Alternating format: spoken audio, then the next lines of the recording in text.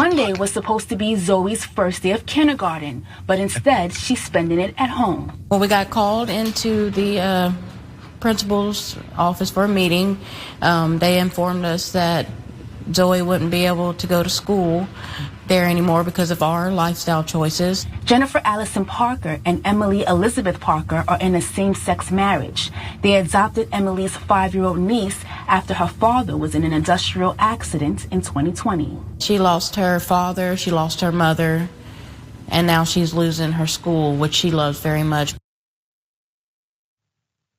As you saw, man, it's another episode of folks going after people for being humans. In fact, parents in this particular case. A kindergartner was barred from this religious school because her parents are in a same-sex relationship. There's more to this story and how it all unfolded. It sucks. It sucks because you saw the little kid there. Let's watch more of what they did. Zoey attended Bible Baptist Academy for pre-K and was officially adopted by her aunt last week. However, once word got around of her new family, things changed. On the 3rd, we adopted her. And we went to open house. We got the uniforms. We got the feed. The pastor met us in the meeting room and started talking about gender identification and that they teach the words of the Lord and marriage is between a man and a woman. And they didn't think this was a good fit. Jennifer says the support they've received from the community is overwhelming and they are grateful. They even have offers from other Christian schools in the area. It's a blessing in disguise. We have an opportunity to bring her to school here, which is a little closer, and let her make some new friends. It may be a blessing in disguise, and a blessing in disguise at the end of the whole thing, but I just hope this little girl doesn't have, I guess, the full story, so she can internalize this for the rest of her life. But more details. This is what the Academy was talking about in their website statement. They'll talk about all this. At BBA, we're committed to instructing and living in accordance with the teachings of Scripture. We believe that the Bible teaches that every life has value and that there's dignity in all of us because we have been created in the image of God. The Bible also teaches us to love everyone with the love of God despite their personal choices. We strive to teach this to the students who attend. Okay, we encourage them to show love and compassion to everyone, is what the school said. As a Baptist academy, we are also committed to provide an environment that is consistent with the beliefs that we hold. We want our students to not only know our beliefs, but we want them to see them as well. Regarding personal relationships, we hold that those relationships, whether in dating or in marriage, should be between a man and a woman. Now we got to kick out parents for not being in that. They also say we live in a wonderful country. We have been granted the freedom to worship as we see fit. And as a Christian institution, we're protected by federal laws that give us the opportunity to teach and practice our beliefs.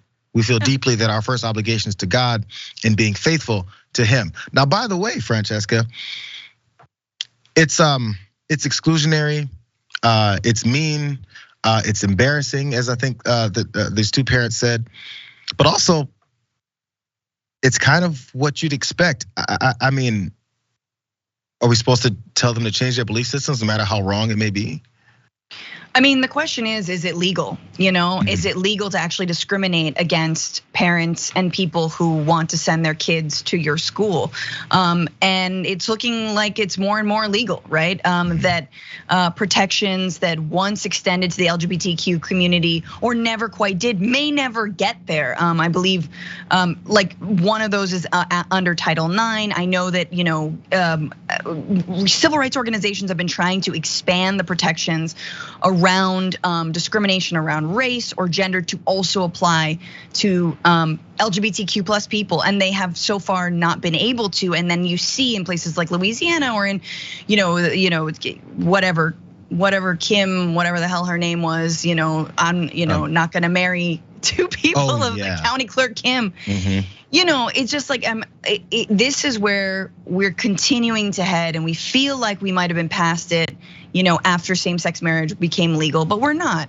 And it's amazing to me, man. People using their religion and their so-called loving God to justify discriminating against like parents and a couple who clearly are wonderful people, and their kid.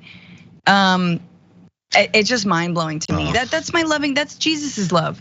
Jesus' love discriminates. It's a shame. Like, you guys know, I have this soft spot for chubby little children, especially if they put them in bad situations. As soon as I saw that kid's picture, I was like, I hope they didn't do anything bad to this kid. Hope this kid isn't seeing any of this or hearing any of this or understands what's happening. Probably does to a degree, because she's been enrolled in other schools. They did also point out another sad part about this whole story is the reason she was now adopted by her aunt is one of her parents here now, because she lost both of her parents, this little girl. Her father in 2020 died in an accident at work, apparently.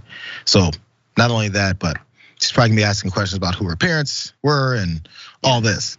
Yeah. And that one time you got kicked out of school because of the people that adopted you from that tragic situation that you found yourself in at 5 years old.